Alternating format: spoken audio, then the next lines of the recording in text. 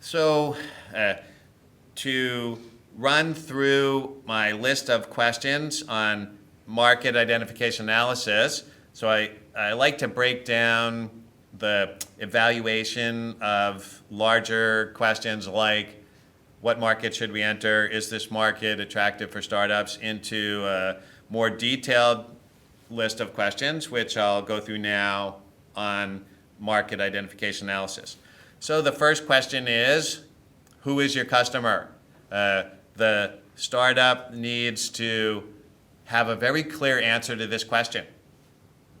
If you are an entrepreneur and you're giving a pitch to investors, and at some point in the pitch or at the end of the pitch, if the entrepreneur is asked a question by the investor, who is your customer, then you know the presentation was not successful.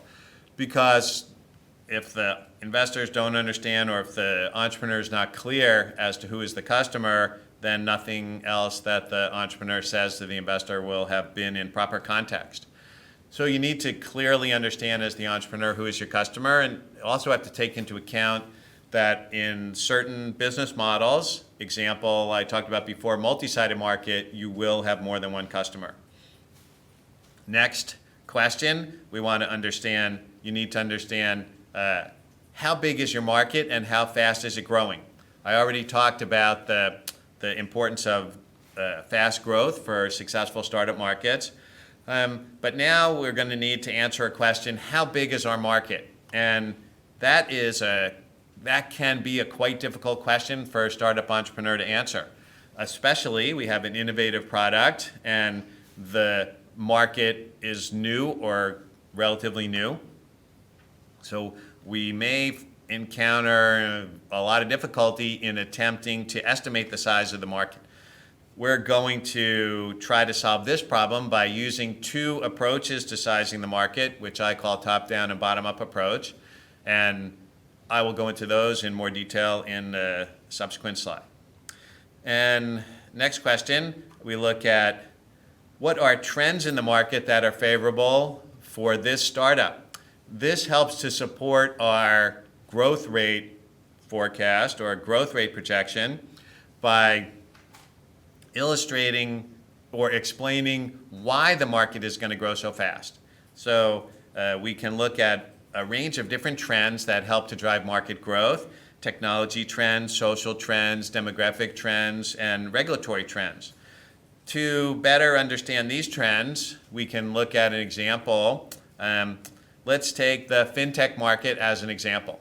Fintech, it's a very hot market, 2019 for startups, and for the last few years. Now, what are trends that have been driving the growth of the fintech market? Let's say we start with technological trends. There have been a range of new technologies developed in the last few years that have been driving the growth of fintech products. Blockchain, cryptocurrency, AI, machine learning, big data.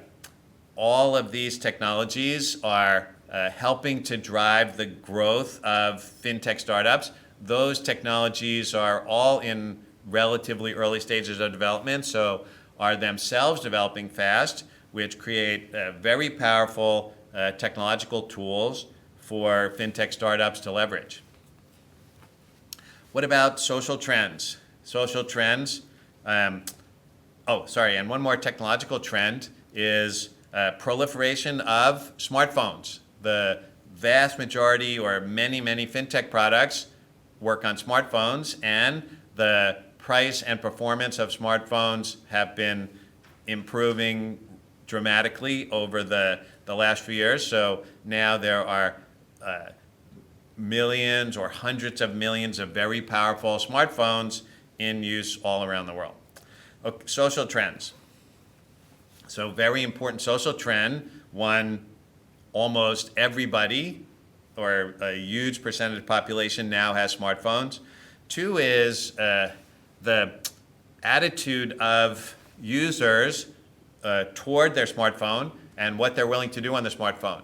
So I remember when I first arrived in Southeast Asia back in 2000, many people were unwilling to enter credit card details into a website because they're nervous about the security. Now people are willing to perform almost any most people are willing to perform almost any transaction on their smartphone, and people are used to performing now a wide range of activities, commercial activities on their smartphone that they never would have considered in the past. So social trends, demographic trends. If we think about the target demographic for a lot of fintech products are millennials.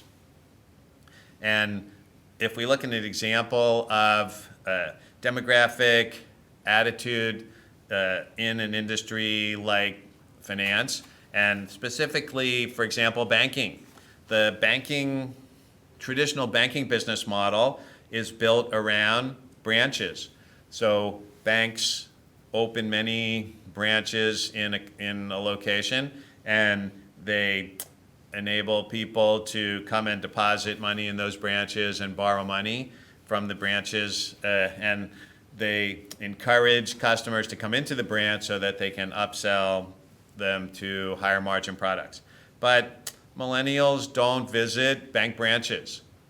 No interest in visiting bank branches, no interest in doing banking transactions with a teller. Millennials want everything done now, easy, on the phone. And that's what fintech products provide for them.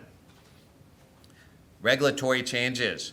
So we can see right here in our region, but around the world, regulators have been introducing new regulation or relaxing existing regulation, making the market more favorable for fintech startups. And we see a whole host of new regulations that make it easier for new companies to enter the fintech markets.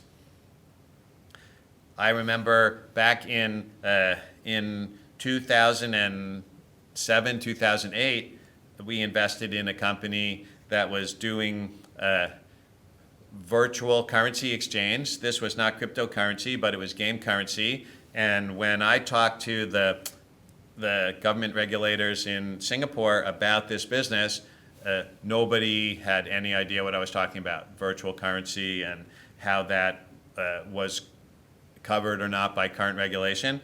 Now, regulators everywhere are well aware of virtual currencies, digital currencies, and cryptocurrencies, and have been very active in both reforming existing or relaxing existing regulation and creating new regulations.